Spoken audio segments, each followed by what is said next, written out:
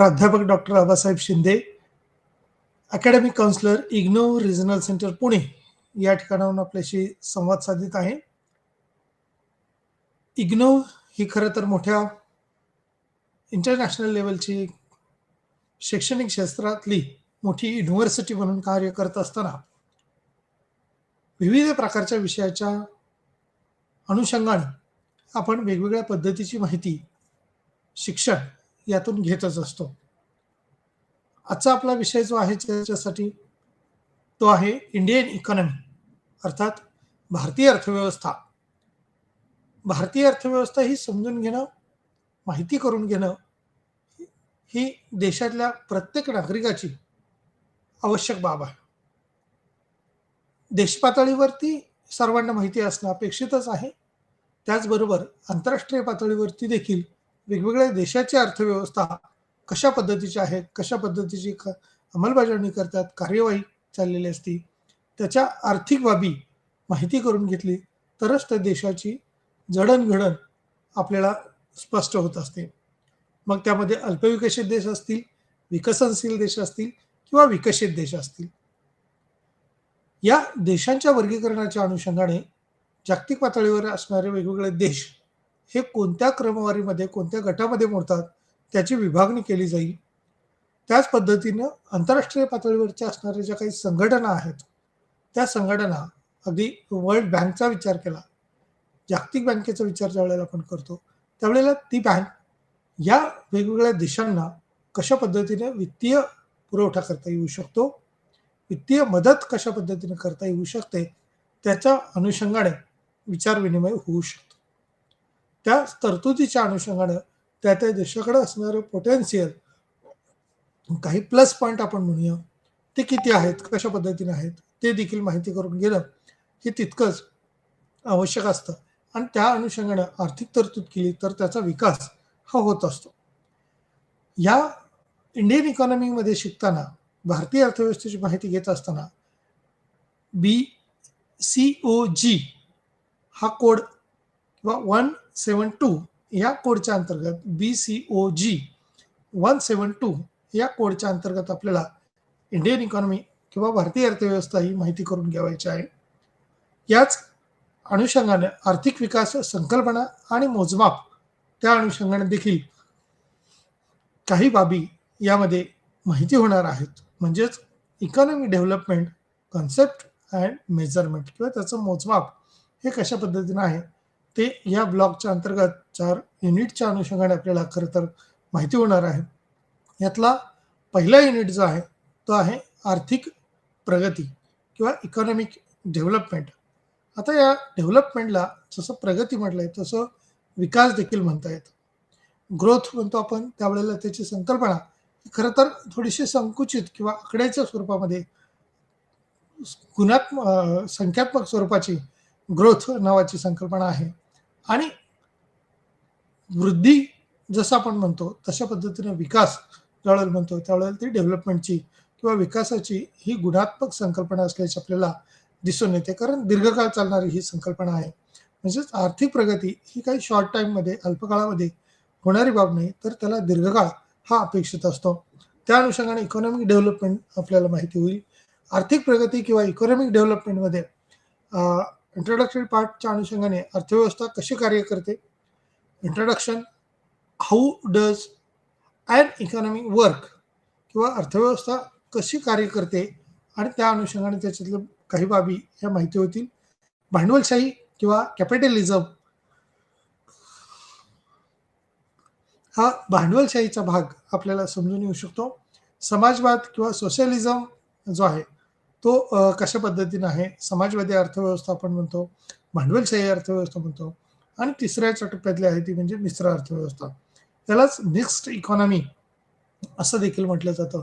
या जसं अल्पविकसित किंवा विकसनशील, विकसित अशा अर्थव्यवस्थेचं वर्गीकरण केलं जातं तशा पद्धतीनं देशांचं भांडवलशाही, समाजवादी आणि मिश्र अर्थव्यवस्था असं देखील वर्गीकरण केलं जाऊ शकतं.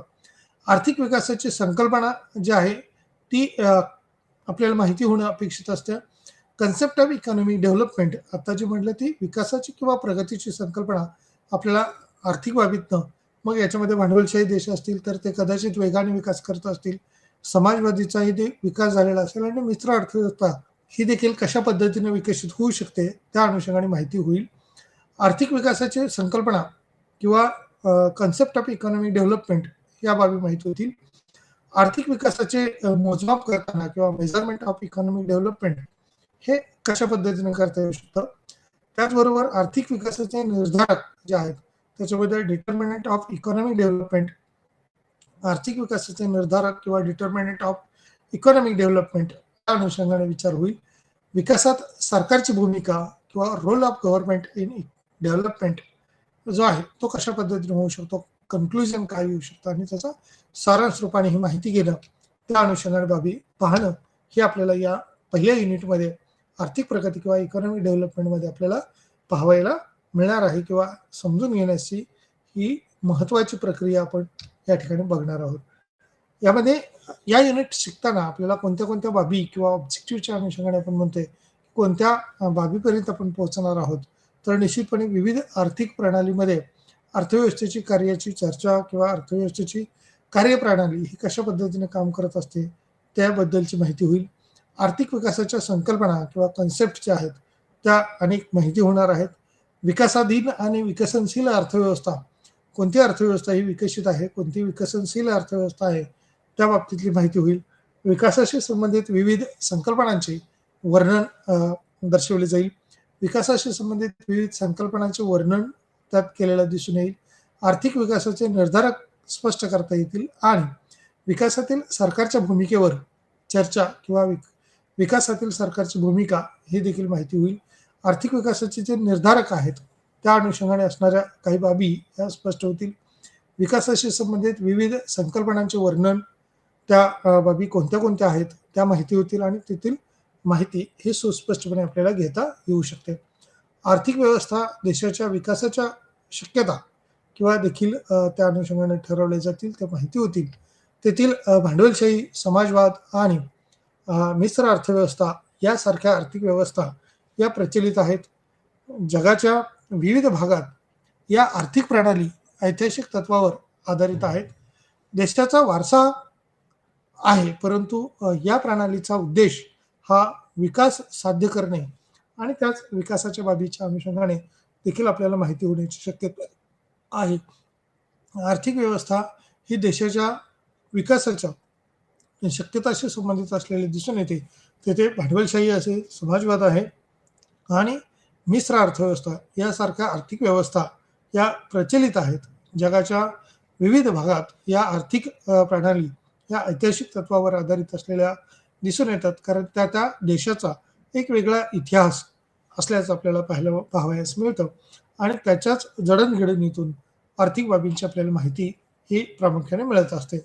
मग त्या त्या देशाला जसं भारताचा विचार केला तर भारताला लागलेला वारसा किंवा त्या त्या कालखंडातले असणारे जे काही राजे म्हणूया आपण, त्या राज्य असतील किंवा वेगवेगळे प्रदेश असतील, त्या प्रदेशाचे प्रमुख असतील यांचा असणारा भाग आणि विशेष करून भारतात ज्यावेळेला एक स्थिती आपण म्हणूया की समाधानकारक नव्हती, परंतु भारतातलं उत्पादनाचा ज्यावेळेला विचार करतो त्यावेळेला मसाल्याचे पदार्थ हे मोठ्या प्रमाणावरती होते आणि नैसर्गिक साधन संपत्ती हिचा देखील लाभ किंवा वाढ झालेली आपल्याला दिसून येते आणि याच प्रचलित किंवा जगाच्या विविध भागात या आर्थिक प्रणालीमध्ये ऐतिहासिक तत्वावर आधारित काही बाबीचा विचार याच्यात केलेला आहे. देशाचा वारसा आहे, परंतु प्रणालीचा उद्देश विकास साध्य करणे या अनुषंगाने आपल्याला म्हणता येऊ शकतं. अर्थव्यवस्था ही कशी कार्य करते, देशाची अर्थव्यवस्था आणि ऐतिहासिक संदर्भही ठरवतात. मोठ्या प्रमाणात विकासाच्या शक्यता ह्या अवलंबून असतात किंवा झालेल्या दिसून येतात. लिजेस फेअर किंवा त्या अनुषंगाने दिलेली एक मोकळीक या अनुषंगाने देखील अर्थव्यवस्था ही कार्य करत असताना दिसून येते. या धोरणाला शास्त्रीय किंवा अर्थशास्त्रज्ञांनी पसंती दिलेली आहे. भांडवलशाही व्यवस्था चा देखील याच्यात मोठ्या प्रमाणावर दिसून येते. सेंट्रली नियोजित आर्थिक प्रणाली आणि कार्यक्षम बाजार आणि तर्कसंगत मिश्रित प्रणाली ही राज्याच्या प्रतिबंधात्मक आणि उदारीकरण धोरणाचे हस्तक्षेपवादी भूमिकाही आकाराला आलेली दिसून येते.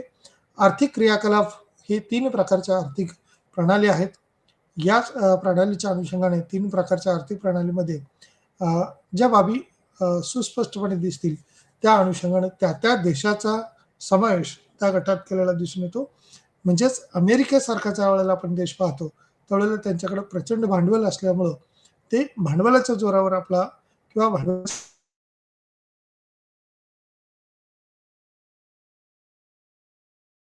समाजवादाच्या अनुषंगाने ज्यावेळेला आपण पाहतो, त्यावेळेला भांडवलशाही देखील आणि लोकशाही देखील असं संमिश्र पद्धतीनं, परंतु जे मिश्र अर्थव्यवस्थेत असतात त्याच्याऐवजी सरंजामशाही जसं आपण म्हणतो, की त्याचा वर्चस्व त्याच्यामध्ये असणारा दिसून येतो आणि समाजवादी अर्थव्यवस्था ही प्रकर्षाने जाणवते.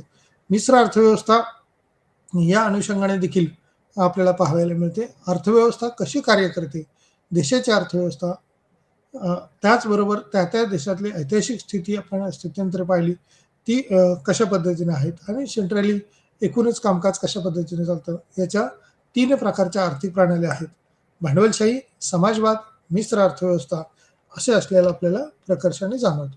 भांडवलशाही आर्थिक व्यवस्थेमध्ये व्यावसायिक फर्मच्या क्रियाकलाप, बाजार असतात आणि निर्धारित भांडवलशाही अर्थव्यवस्थेत व्यक्ती किंवा कोणतीही संस्था नाही त्यांच्या दैनंदिन संबंधात केंद्रीकृत किंवा नियोजित पद्धतीने देखील निर्णय होऊ शकतात. भांडवलशाही आर्थिक व्यवस्थेमध्ये व्यावसायिक फर्मच्या क्रियाकलापाच्या अनुषंगानेच बाजार चालत असतात किंवा निर्धारित भांडवलशाही अर्थव्यवस्था ही व्यक्ती किंवा कोणतीही संस्था नाही त्याच्या दैनंदिन संबंधात ही केंद्रीकृत झालेली दिसून येते आणि नियोजित पद्धतीने निर्णय त्याच्यात घेतलेले आपल्याला पाहायला मिळतात. याच अनुषंगाने भांडवलशाही अर्थव्यवस्था ही अंमलात आलेली दिसून येते. यामध्ये सप्लाय शेड्यूल ऑफ फॅक्टर्स किंवा त्या देशातलं उत्पादनाची प्रक्रिया जी चालत असते, ती खरं तर फर्म सेक्टर असेल आणि हाऊसहोल्ड सेक्टर असेल, या दोन्हीच्या मार्फत ही कार्यान्वित होत असते. म्हणजेच उद्योग क्षेत्र असेल आणि कुटुंब क्षेत्र असेल, या कोणत्या देशात कशा पद्धतीनं विकसित झालेलं आहे, त्यावरती अवलंबून असतं. कुटुंब क्षेत्राचा विकास किंवा हाऊसहोल्ड सेक्टरचा विकास हा एज्युकेशनच्या अनुषंगाने किंवा शिक्षणाच्या पातळीवरती आपल्याला म्हणता येऊ शकतं आणि जिथं फर्म सेक्टर आहे, तिथं इंडस्ट्रियलायझेशन कशा पद्धतीने झालेले आहेत, म्हणजेच औद्योगिक क्षेत्राचा विकास कसा झालेला आहे, त्यावरती प्रकर्षाने अवलंबून असलेला दिसून येतं. या फर्मच्याच किंवा क्रियाकलापांच्या आधारावरती निर्धारित भांडवलशाही अर्थव्यवस्थेत व्यक्ती किंवा कोणतीही संस्था आहे किंवा नाही, त्याच्या दैनंदिन संबंधात ही केंद्रीकृत किंवा नियोजित पद्धतीनं निर्णय घेतलेले आपल्याला दिसून येऊ शकतात.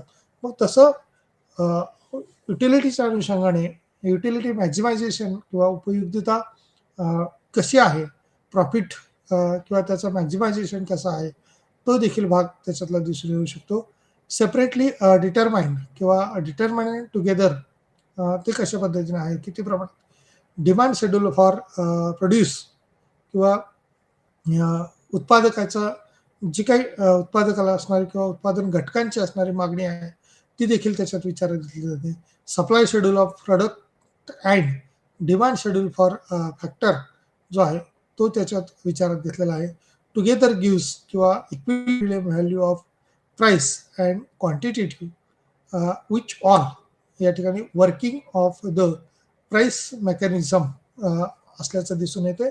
विशेष करून यात individually preference and disability income objective of household sector, मग त्याच्यात युटिलायझेशन असेल, working of the price mechanism असेल, ते कशा पद्धतीने आहे, किती प्रमाणात आहे, ते दिसून येईल.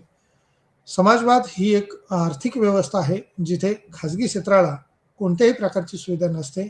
बाजार शक्तीद्वारे किंमत निश्चितीवर नियंत्रण, उत्पादन, वितरण आणि पॉल एम स्विची यांच्यामध्ये समाजवाद ही एक संपूर्ण सामाजिक व्यवस्था आहे, जी केवळ साधनांच्या खाजगी मालकीच्या अनुपस्थितीत भांडवलशाहीपेक्षा वेगळे आहे.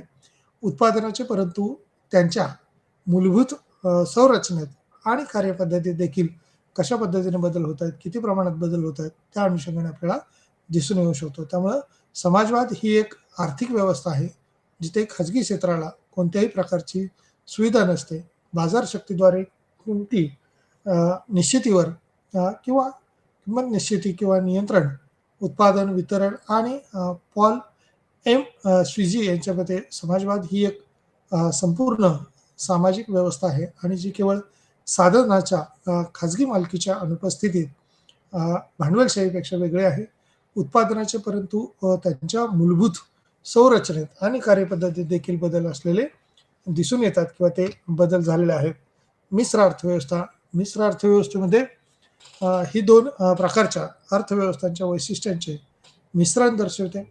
भांडवलशाही आणि समाजवाद किंवा आर्थिक प्रणालीच्या या स्वरूपाच्या अंतर्गतच उत्पादन अंशतः खाजगी व्यक्तीच्या हातात आहे आणि अंशतः ही राज्याच्या मालकीची आहे किंवा सार्वजनिक प्राधिकरण सहसा सार्वजनिक उपयोगिता सेवा जसे की पाणी पुरवठा आणि वीज, रस्ते आणि रेल्वे, शिपिंग आणि हवाई सेवा इत्यादीचा देखील त्यामध्ये विचार केलेला दिसून येतो. मिश्र अर्थव्यवस्थेच्याच अनुषंगानं असणारे घटक किंवा वेगवेगळ्या बाबी या देखील पाहणं हे तितकंच महत्त्वाचं आहे किंवा ती बाब महत्त्वाची असल्याचे दिसून येते. राज्याच्या मालकीचे असताना अंतर्गत घटक किंवा त्या संदर्भातल्या असणाऱ्या बाबी या सार्वजनिक प्राधिकरण, सहसा सार्वजनिक उपयोगिता सेवा जसे की पाणी पुरवठा आणि वीज, रस्ते आणि रेल्वे, शिपिंग, हवाई सेवा यांचा देखील याच्यामध्ये समावेश झालेला दिसून येतो. अ, यातील असणाऱ्या बाबी या कोणत्या-कोणत्या आहेत किंवा कशा पद्धतीने आहेत, त्या पाहणं, माहिती होणं हे तितकंच आवश्यक असल्याचं दिसून येतं. अ, मिश्र अर्थव्यवस्था किंवा त्या संदर्भातल्या असणाऱ्या बाबी ह्या कोणत्या-कोणत्या असू शकतात?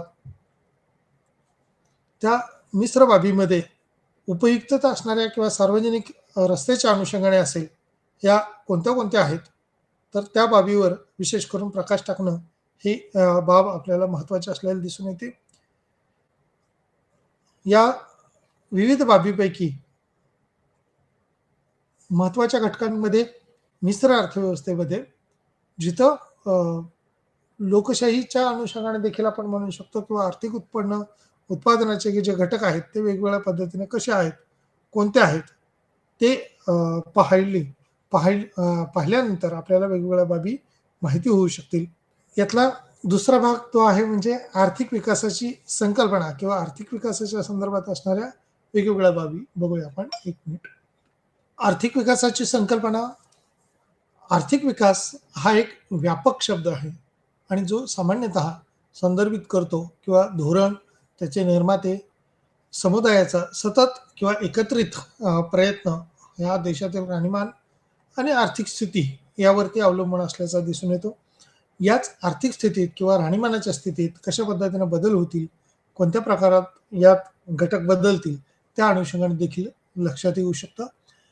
आर्थिक विकासाची संकल्पना आपल्याला समजून घेण्याच्या अनुषंगाने त्याचे काही निर्देशक ज्यावेळेला आपण पाहतो, ते निर्देशक कुठले किंवा त्याला इंग्लिशमध्ये डिटर्मिनंट असं म्हटलं जातं. दरडोई उत्पन्न कमी असणं हा मिश्र अर्थव्यवस्थेच्या जसा अनुषंगाने म्हणता येईल, तशा पद्धतीने अल्पविकसित देशाच्या दृष्टीने देखील दरडोई उत्पन्नाचा विषय हा महत्त्वाचा असलेला दिसून येतो. दरडोई उत्पन्न सरासरी उत्पन्नाचा संदर्भ देते. देशातील लोकांचे राष्ट्रीय उत्पन्नाला एकूण बघून त्याची गणना केली जाते. दरडोई उत्पन्न ही सरासरी उत्पन्नाचा संदर्भ देते. देशातील लोकांचे राष्ट्रीय उत्पन्न आणि त्या अनुषंगाने असणारा एकूण भाग त्याची गणना याच्यामध्ये केली जाते. उत्पन्न आणि संपत्तीचे असमान वितरण हे देखील झालेलं आपल्याला दिसून येतं. म्हणजे एकूण उत्पन्न जे आहे त्याचं वितरण राज्याच्या अनुषंगाने असेल, त्या राज्याचा विकास कशा पद्धतीने आहे. मग महाराष्ट्राचा विचार करता महाराष्ट्र असेल, गुजरात असेल, गोवा असेल, उडीसा असेल, आसाम असेल, त्रिपुरासारखा भाग असेल, या वेगवेगळ्या भागांचा ज्यावेळेला केरळसारखं राज्य आपण पाहतो, त्यावेळेला त्या राज्याचं उत्पन्न किती आहे आणि त्या उत्पन्नाची वाढ होण्याच्या दृष्टीनं जर विचार केला, मग राजस्थानसारखं राज्य ज्यावेळेला आपण बघतो, त्यावेळेला तिथं मोठ्या प्रमाणावरती आपल्याला वाळू असणारा प्रदेश दिसतो किंवा डोंगराळ भाग दिसून येतो. महाराष्ट्र हा सदन असणारा भाग किंवा आपण त्या ठिकाणी जमिनीमध्ये किंवा एकूण उत्पादनाचा जर भाग पाहिला तर तो मोठ्या प्रमाणावर असलेला दिसून येतो.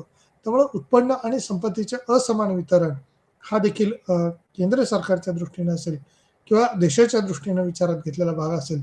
उत्पन्नाची असमान वाटणी जर झाली तर लोकसंख्येचा विकास हा त्या ठिकाणच्या होत नाही किंवा लोकांना पुरेशा सोयीसुविधा उपलब्ध होत नाही. त्यामुळं विविध विभागामध्ये उत्पन्नातील असमानता म्हणून ओळखली जाते.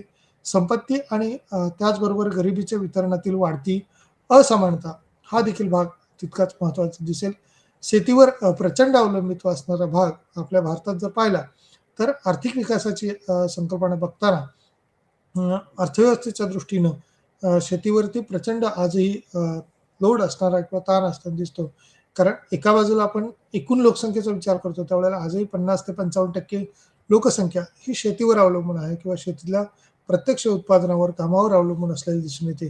त्याउलट शेतीबरोबर प्रचंड अवलंबित्व असलेले भाग म्हणजे लोकसंख्येचा मोठा भाग आहे आणि अविकसित देशातील शेतीवर अवलंबित्व किंवा नैसर्गिक आपत्ती शेतीवर विपरीत परिणाम होतो आणि त्यामुळे शेतकऱ्यांना कमी उत्पादन मिळते किंवा उत्पादकता त्याची तितकीशी वाढलेली आपल्याला दिसत नाही. कारण एकूणच काम करण्याची क्षमता ज्यावेळेला आपण पाहतो आणि एखाद्या शेतकऱ्याकडे असणारी एकूण जमीन आहे ती मर्यादित आहे किंवा जमीन ही देशातली कोणत्याही प्रकारची तसूभर देखील वाढणारी नाही. केवळ एका बाजूने लोकसंख्या वाढतीये, उपभोगाची क्षमता जी आहे किंवा उपभोक्त्यांचं प्रमाण वाढतंय, परंतु उत्पादनासाठी जी लँड आवश्यक आहे, जमीन आहे, ती तेवढी मर्यादितच आहे आणि त्या मर्यादित जमिनीवरती एकूण लोकसंख्येने किंवा अवलंबित्व असणाऱ्या लोकसंख्येचं प्रमाण हे एका बाजूला वाढत चालल्यामुळं त्याची असणारी उत्पादकता, एकूण उत्पादनाची क्षमता जी आहे ती जसं दरडोई उत्पन्न कमी आपण म्हणतो, तसं शेतीवर अवलंबित्वाचं प्रमाण जास्त असल्यामुळं शेतीतनं मिळणारं आउटपुट उत्पादन हे तुलनात्मकरित्या कमी दिसून येतं आणि त्यामुळे जी-डी-पीतला हिस्सा जो आहे, तो देखील शेतीचा पूर्वीपेक्षा आता सध्याचा वाढलेला असून देखील तो तुलनात्मकरित्या शेतीवरचा प्रचंड असणारा अवलंबित्व भाग हा तेवढा विकसित झालेला आपल्याला दिसत नाही. कारण सेवा क्षेत्राचा विकास हा प्रचंड वेगात झालेला आहे. त्या तुलनेत शेती क्षेत्राचा विकास हा झालेला आपल्याला दिसून येत नाही.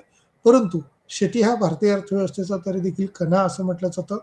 कारण कच्च्या मालाचा पुरवठा मोठ्या प्रमाणावरती अ, शेतीतूनच केला जातो आणि उद्योग क्षेत्रात तयार होणाऱ्या उत्पादनाला मागणी ही देखील अ, शेतकऱ्यांची किंवा शेती क्षेत्राचीच मोठ्या प्रमाणावर असते. त्याचबरोबर अ, सेवा क्षेत्रात तयार झालेल्या ज्या काही सेवा असतील, सेवांचा लाभ असेल, त्याचे लाभधारक किंवा ग्राहक म्हणून जर पाहिलं, तर तेही प्राथमिक क्षेत्र किंवा शेती क्षेत्रच असलेलं आपल्याला दिसून येतं किंवा त्याच्यावरती अवलंबून असणारी लोकसंख्या जी आहे, तीच असल्याचं आपल्याला प्रामुख्यानं दिसून येत आहे. त्याच अनुषंगानं लोकसंख्येचा प्रचंड दबाव, एकूणच लोकसंख्या ही अविकसित प्रदेशात किंवा लोकसंख्येची वाढ ही जास्त झालेली दिसते आणि राष्ट्राच्या तुलनेत हा देश खूप उच्च पातळीवरती किंवा जनता, शिक्षण आणि आरोग्य क्षेत्रातील गुंतवणूक अत्यंत तुटपुंजी आहे. त्यामुळे अ, अविकसित देशाच्या मानवी संसाधनाचा योग्य वापर केला जात नाही. बहुसंख्य लोकसंख्येला अनौपचारिक रोजगारावरती अवलंबून राहावे लागते आणि याच अवलंबित्वामुळं अविकसित प्रदेशात असणारी लोकसंख्येची वाढ ही विकसित राष्ट्राच्या तुलनेत ही तुलनात्मकरित्या कमी झालेली दिसते आणि अत्यंत तुटपुंज साधनसामग्री या देखील वाढत्या लोकसंख्येमुळं लोकांना वापरावे लागत आहेत किंवा अविकसित देशात मानवी संसाधनाचा योग्य वापर हा केला जात नसल्याचं आपल्याला दिसून येतं. बहुसंख्य लोकसंख्येला अनौपचारिकरित्या रोजगार म्हणजे छुपी बेकारी असेल, बेरोजगारी असेल, याला आपल्याला सामोरं जावं लागत असल्यानं दिसून येतं. याचं प्रमुख काही कारणं जर पाहिली, तर आपल्याला शिक्षणाचं प्रमाण कमी आणि शिक्षणाचं प्रमाण कमी का? तर वाढती लोकसंख्या म्हणजे ज्याच्या कुटुंबात आपण म्हणूया लोकसंख्येचं प्रमाण जास्त आहे. त्यामुळं या जास्तीच्या लोकसंख्येच्या प्रमाणामुळं आपल्याला तेवढ्या प्रमाणात रोजगार निर्मिती करणं हे शक्य होत नाही. त्यामुळे बेरोजगारी आणि अल्प बेरोजगारी या अनुषंगाने आपण विचार करता बेरोजगारीची परिस्थिती जेव्हा नोकरी शोधणाऱ्या लोकांना काम करण्याची संधी मिळत नाही, तेव्हा उद्भवते.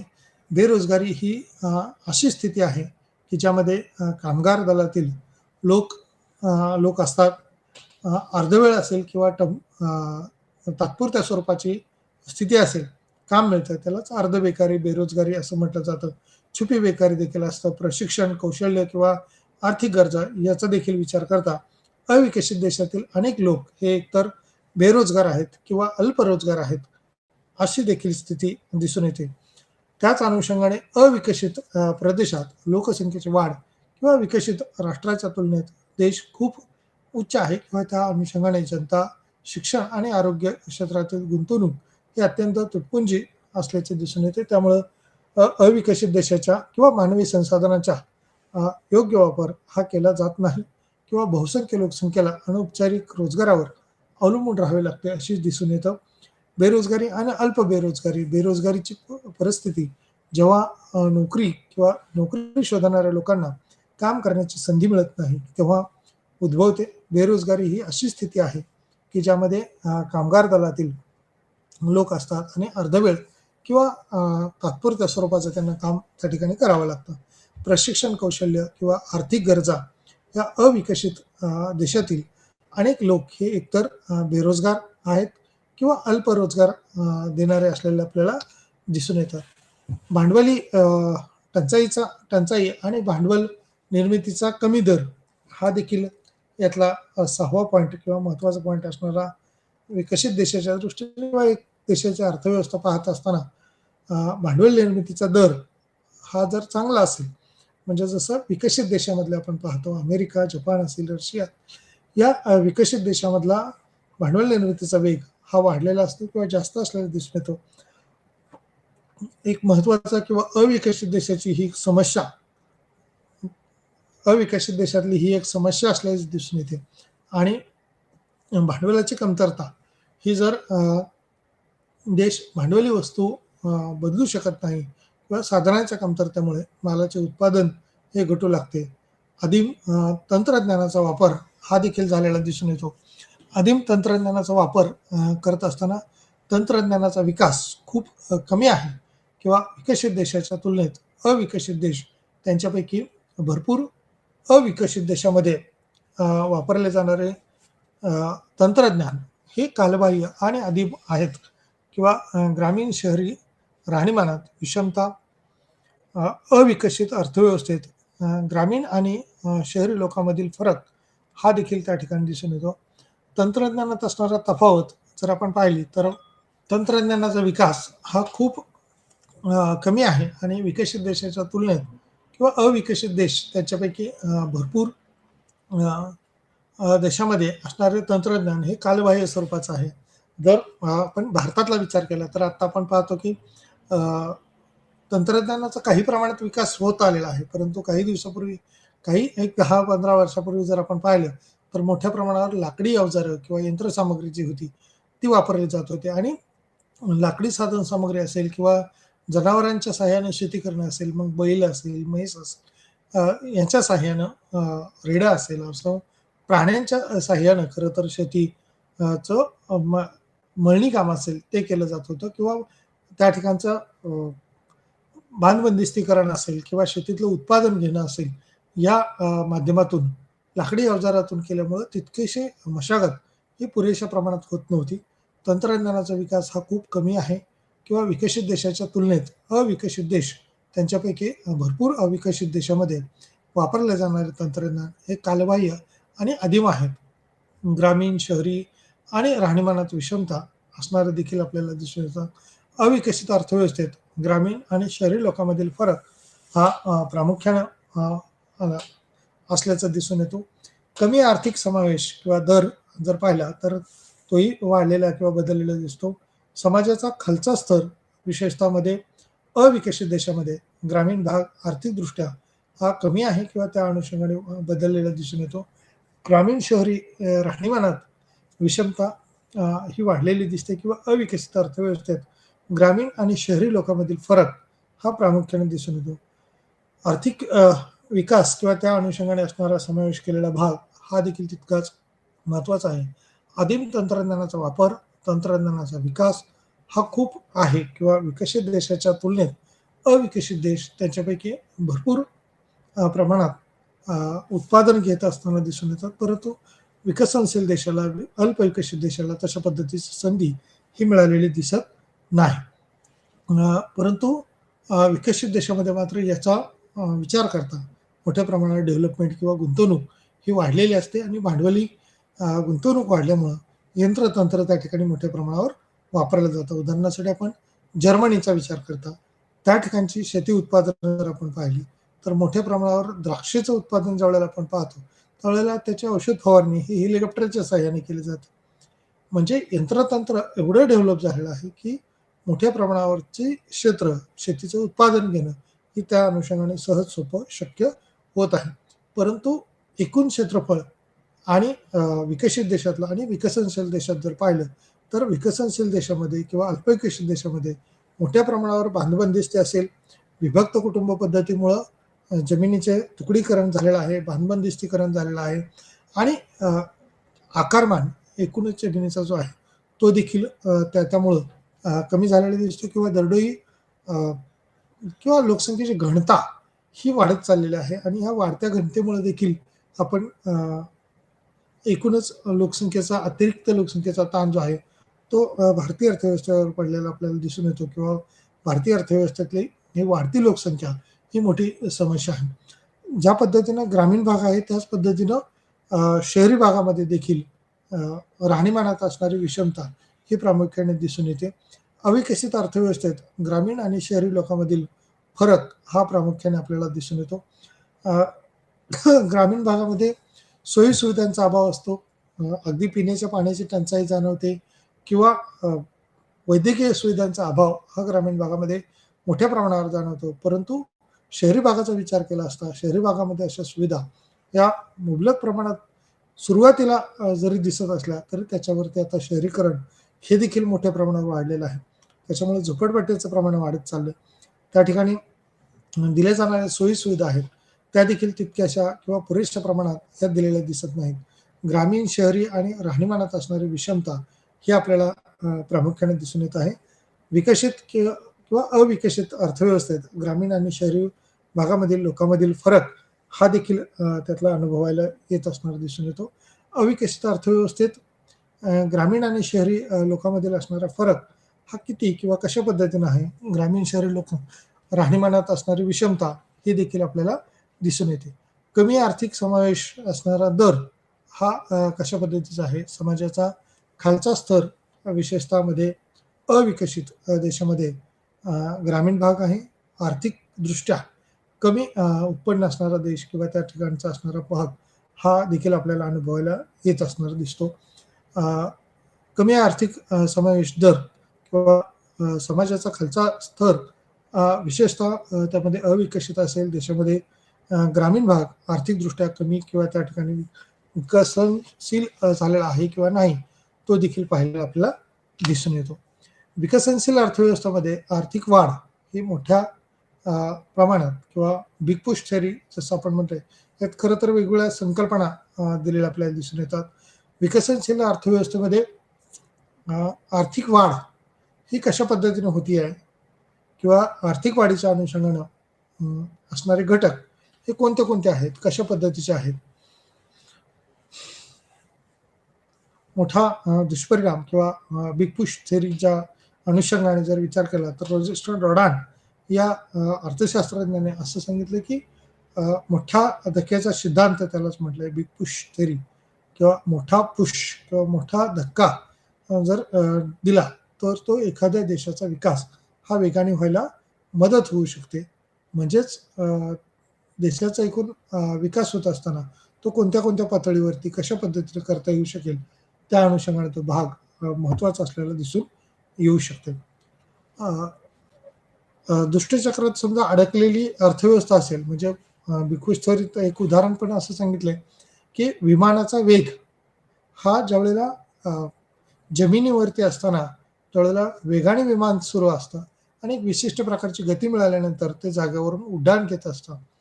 तशा पद्धतीने हेलिकॉप्टरचं जर पाहिलं तर आपण हेलिकॉप्टर हे जागेवरूनच आहे तसं उड्डाण घेतं, परंतु विमानापेक्षा त्याचा वेग हा निश्चितपणे कमी असतो. विमानाचा वेग हा प्रचंड जास्त असतो. त्यामुळं अतिशय वेगाने विमान हे धावू लागतात.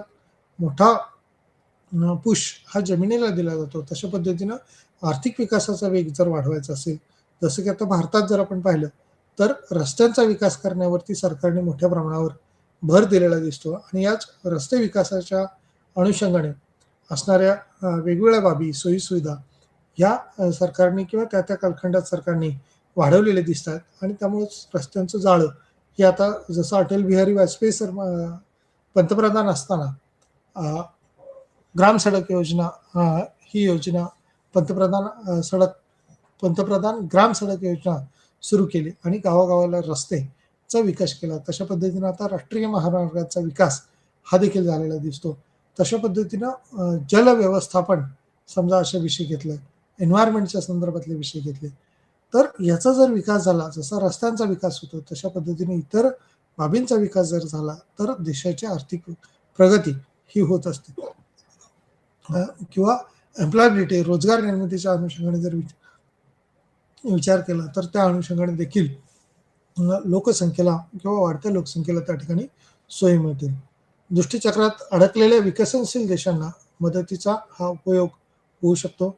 दारिद्र्याचा सापळा किंवा मोठ्या रकमेचे आर्थिक सहाय्य त्या जेणेकरून त्याच्यात मिळू शकतं, जेणेकरून तोडण्यासाठी सायकल चालवा किंवा आणि औद्योगिक विकासावर आधारित हा स्थानिक जीवनमान सुधारणा असेल आणि गुंतवणुकीच्या अनुषंगाने देखील त्याचा भाग विचारात घेतला जाईल.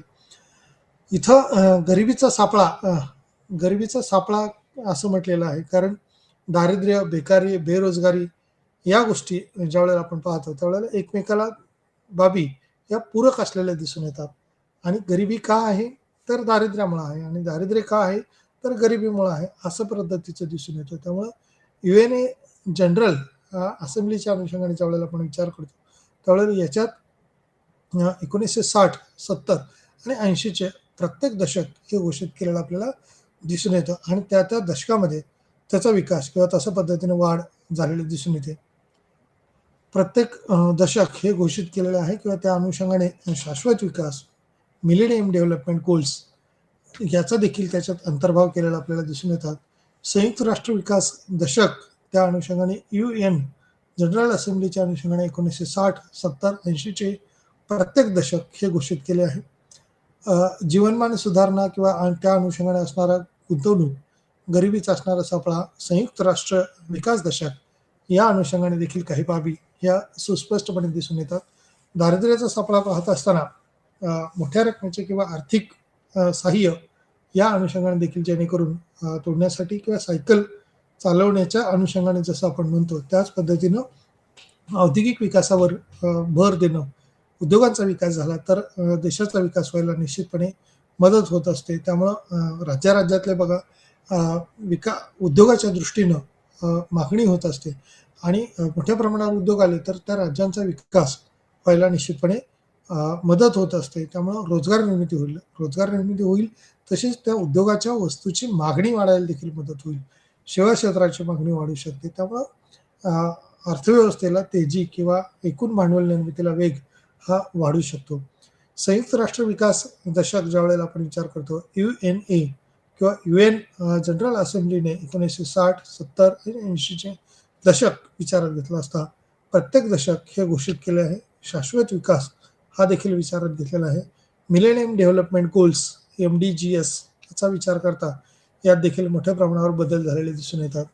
मोठा पुश किंवा दृष्टिकोन जो आहे तो दृष्टीचक्रात अडकलेल्या विकसनशील देशांना हा मदतीचा उपाय दिलेला दिसून येतो.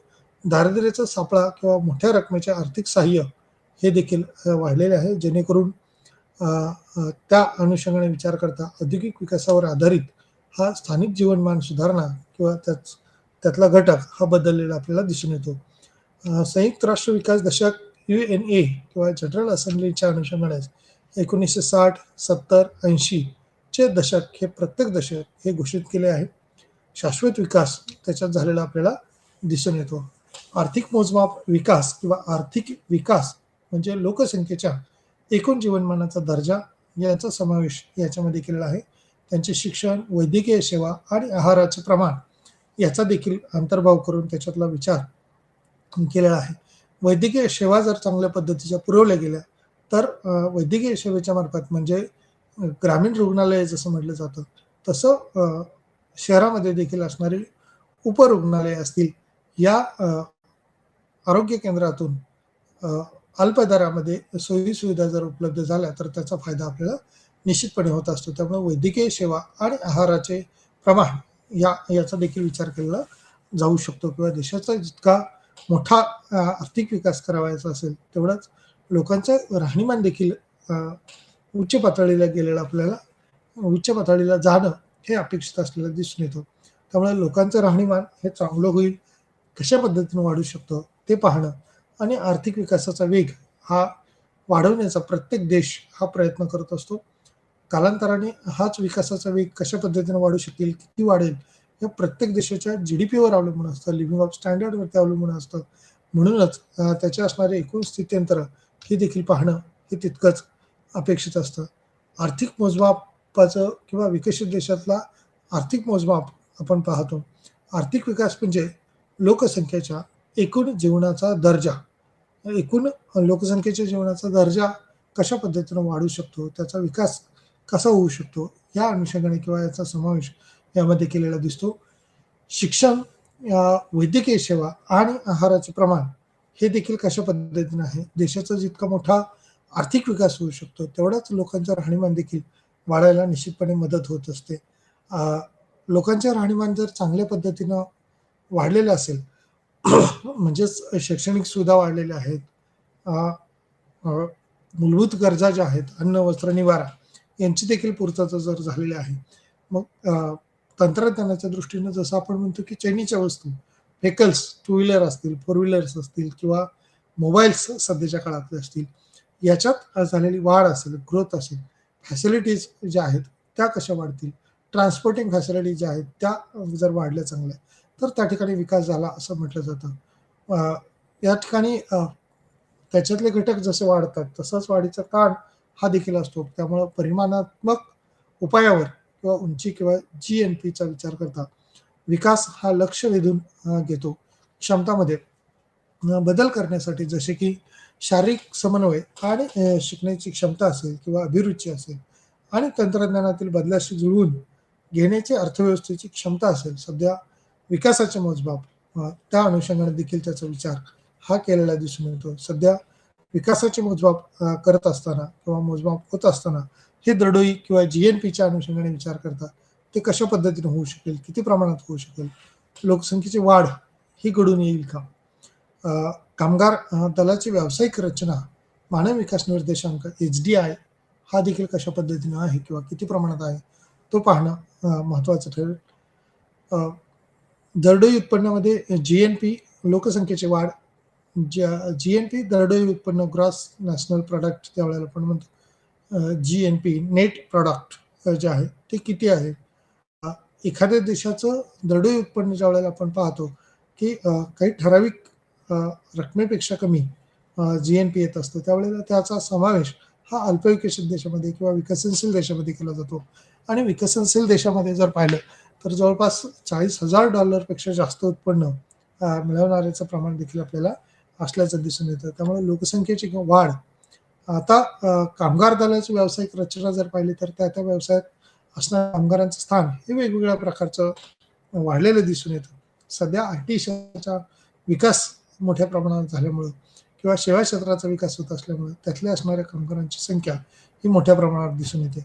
कामगार दलाची किंवा व्यावसायिक रचना, मानव विकास निर्देशांक एच-डी-आयच्या अनुषंगाने आपण पाहता तो देखील वाढलेला दिसून येतो किंवा त्याची ग्रोथ ही झालेली आपल्याला प्रामुख्याने दिसून येत असते. मानव विकास निर्देशांकामध्ये एच-डी-आयच्या अनुषंगाने असणारा भाग हा किती आहे किंवा कशा पद्धतीने आहे तो आपल्याला पाहावा लागेल. मानव विकास निर्देशांकामध्येच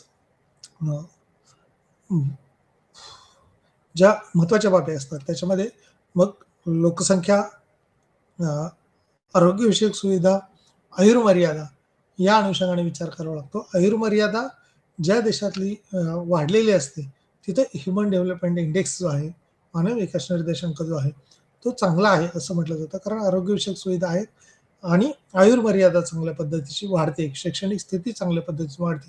म्हणजे साक्षरतेचा दर हा देखील तिथं अपेक्षित आहे. भारतात सध्या तो 74-75% पर्यंत गेलेला आहे. परंतु अजूनही 25% पर्यंत लिटरसी असणं, निरक्षरता असणं, इलिटरसी असणं हे धोकादायक असलेलं दिसून येतं. त्यामुळं एज्युकेशन रेशो जो आहे, लिटरसी रेशो आहे, तो तितकाच वाढला तर त्याचा फायदा होऊ शकतो. कामगार दलाची किंवा व्यावसायिक रचना, मानव विकास निर्देशांक एच-डी-आयच्या अनुषंगाने म्हटले, आर्थिक निर्धारक विकास किंवा विकासाची प्रक्रिया नैसर्गिक संसाधनाचा साधनासारख्या अनेक घटकावर अवलंबून असते. भौतिक आणि मानवी भांडवल, तंत्रज्ञान, सामाजिक, राजकीय आर्थिक संरचना, तो देश किंवा विकासाचे निर्धारक हे मोठ्या प्रमाणात आर्थिक वर्गात विभागलेले आहेत.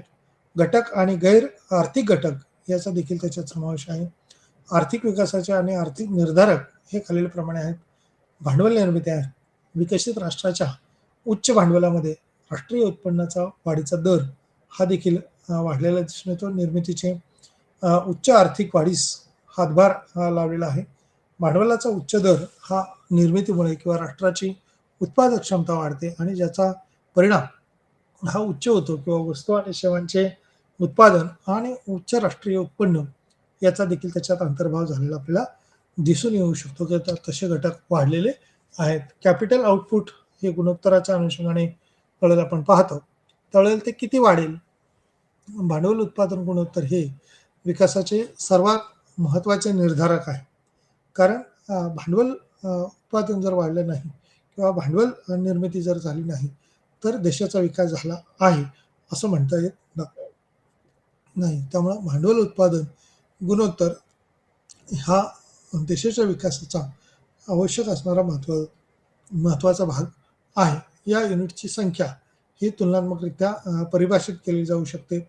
नैसर्गिक संसाधनाचे नूतनीकरण, योग्य आणि अपारंपरिक अशा दोन्ही स्रोतांचा समावेश त्याच्यामध्ये होतो. त्यात आहे नैसर्गिक साधन संपत्तीची मुबलक प्रमाणात उपलब्धता ही महत्त्वाची आहे आणि नैसर्गिक साधनामध्ये नूतनीकरण योग्य आणि अपारंपरिक अशा दोन्ही स्रोतांचा समावेश त्याच्यामध्ये केलेला दिसून येतो. त्यात नैसर्गिक साधन संपत्तीचे मुबलक प्रमाणात उपलब्धता ही महत्त्वाची आहे आणि त्या अनुषंगाने तो भाग दर्शवलेला आपल्याला दिसून येतो. त्याचबरोबर आर्थिक विकासातील गैर आर्थिक घटक, मानव संसाधन किंवा लोकसंख्येची इष्टतम पातळी देखील वरदान ठरू शकते.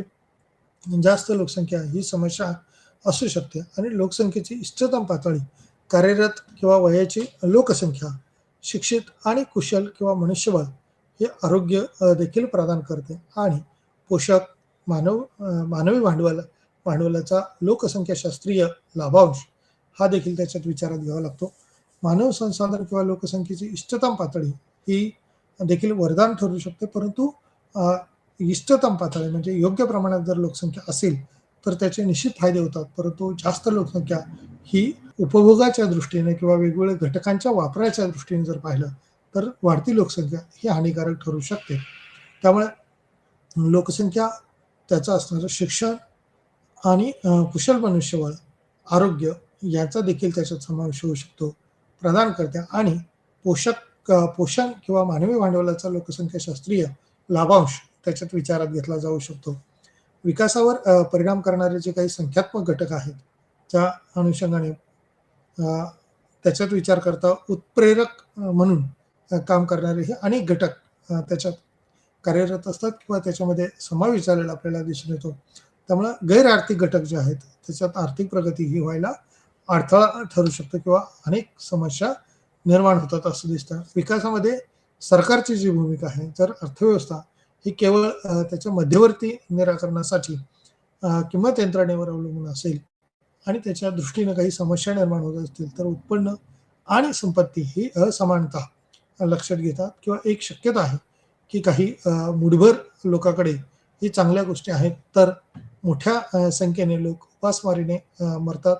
जीवनातील गोष्टी किंवा त्यांच्यासाठी असणाऱ्या आवश्यक असलेल्या बाबीमध्ये जास्त आहेत. इथे हस्तक्षेप सर्वसमावेशक आणि शाश्वत विकासासाठी ही सरकारची गरज असलेल्या आपल्याला प्रामुख्याने दिसून येते. त्यामध्ये विकासामध्ये सरकारची भूमिका जर अर्थव्यवस्था ही केवळ त्याच्या मध्यवर्ती निराकरणासाठी किंमत यंत्रणेवर अवलंबून असेल तर समस्या निर्माण होऊ शकते. नंतर उत्पन्न आणि संपत्ती ही असमानता लक्षात घेता एक शक्यता असलेली दर्शून येते आणि किंवा काही मुठभर लोकांकडे चांगल्या गोष्टी आहेत तर मोठ्या संख्येने लोक उपासमारीने मरतात आणि जीवनातील गोष्टी त्यांच्यासाठी ह्या आवश्यक असलेल्या गोष्टीपेक्षा जास्त आहेत. इथे हस्तक्षेप समावेशक आणि शाश्वत विकासासाठी ही सरकारची बाब महत्त्वाची असल्याचं दिसून येत आहे.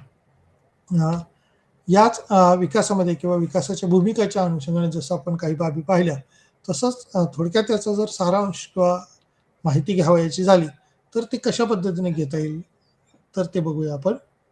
या युनिटच्या अनुषंगाने आपण ज्या वेळेला पाहिलं त्यावेळेला सुरुवातीला अर्थव्यवस्था ही कशी कार्य करते किंवा how does and economy work असं म्हटलंय.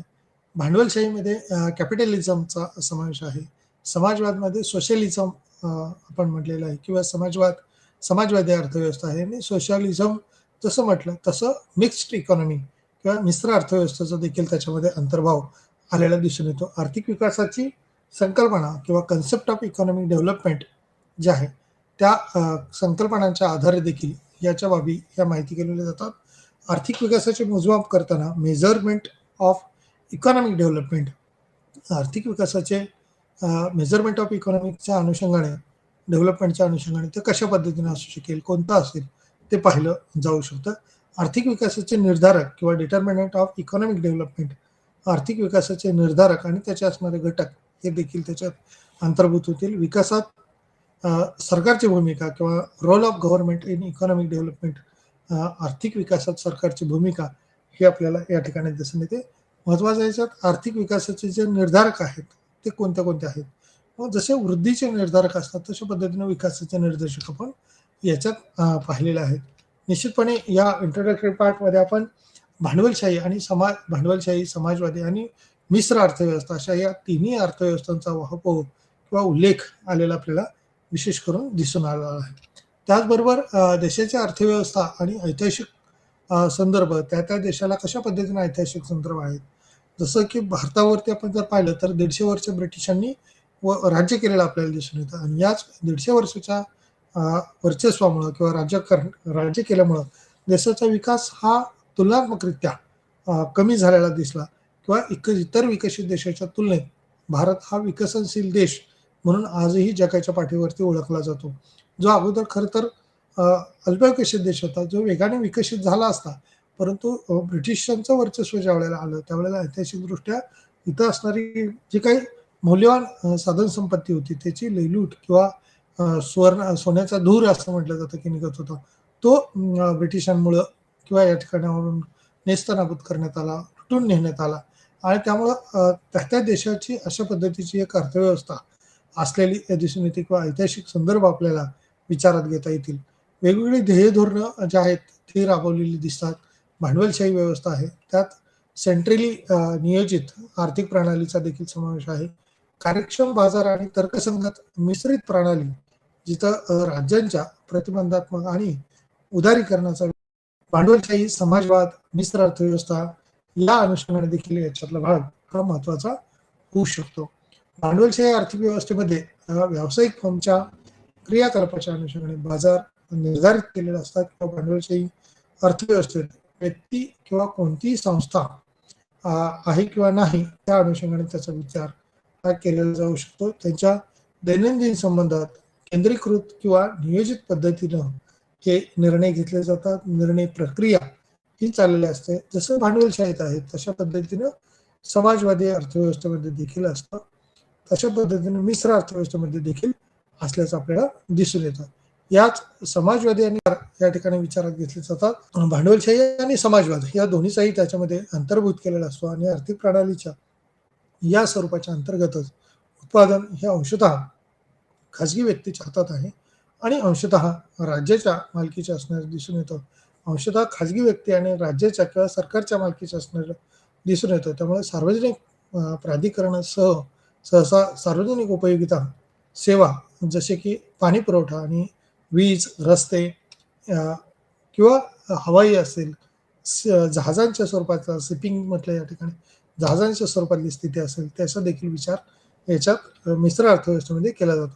आर्थिक विकासाचे म्हणजे नियंत्रण हे खाजगी व्यक्तीचंही असू शकतं आणि काही भागामध्ये सरकारचंही असू शकतं. म्हणजे काही कंपन्या जसं की 91ची पॉलिसी आता आपण पाहतोय 91चं धोरण त्यावेळेला पाहतोय त्यामध्ये खाजगीकरण, उदारीकरण आणि जागतिकीकरण या त्रिसूत्रीचा वापर किंवा LPG लिबरलायझेशन, प्रायव्हेटायझेशन आणि ग्लोबलायझेशन झालेलं दिसून येतं. आर्थिक विकासाची संकल्पना पाहताना याच्यातले असणारे निर्धारक घटक जे आहेत ते कमी दरोडे उत्पन्न असणं असेल, उत्पन्न आणि संपत्तीचे असमान वितरण असेल, शेतीवर प्रचंड अवलंबित्व किंवा शेतीवरचं असणारं अवलंबित्व असेल, हे कशा पद्धतीचं असतं, ते देखील त्याच्यात माहिती होणं असेल. लोकसंख्येचा प्रचंड दबाव किंवा अविकसित प्रदेशात लोकसंख्येची वाढ विकसित राष्ट्राच्या तुलनेत देश खूप उच्च आहेत किंवा त्या अनुषंगाने कसा बदल झालेला आहे, तो पाहणं किंवा ते पाहणं तितकंच महत्त्वाचं ठरेल. आरोग्य क्षेत्रातील गुंतवणूक अत्यंत मानवी संसाधनाचा योग्य वापर केला जात नाही किंवा केला जातोय. बहुसंख्य लोकसंख्येला अनौपचारिक रोजगारावर अवलंबून राहावे लागते. बेरोजगारी असेल, अल्परोजगारी असेल, ही कशा पद्धतीने आहे किंवा किती प्रमाणात आहे, ती पाहणं तितकंच महत्त्वाचं ठरू शकतं. याच अनुषंगाने आपण ज्यावेळेला काही कन्क्लुजनकडे येतो, त्यावेळेला देशाची आर्थिक व्यवस्था आणि ऐतिहासिक संदर्भही ठरवतात. विकास प्रॉस्पेक्ट्स मोठ्या प्रमाणात असतात. देशाची आर्थिक व्यवस्था ही प्रदान करते. भांडवलशाही या प्रमुख आर्थिक क्रियाकलापांच्या कार्याची त्यांची व्यापक प्रक्रिया आहे, ती देखील आपल्याला दिसून येते आणि समाजवादी आणि मिश्र अर्थव्यवस्था याचा देखील त्याच्यात विचार होऊ शकतो, असं या युनिट्समधून आपल्याला समजतं. या ठिकाणी आपण थांबूया. धन्यवाद.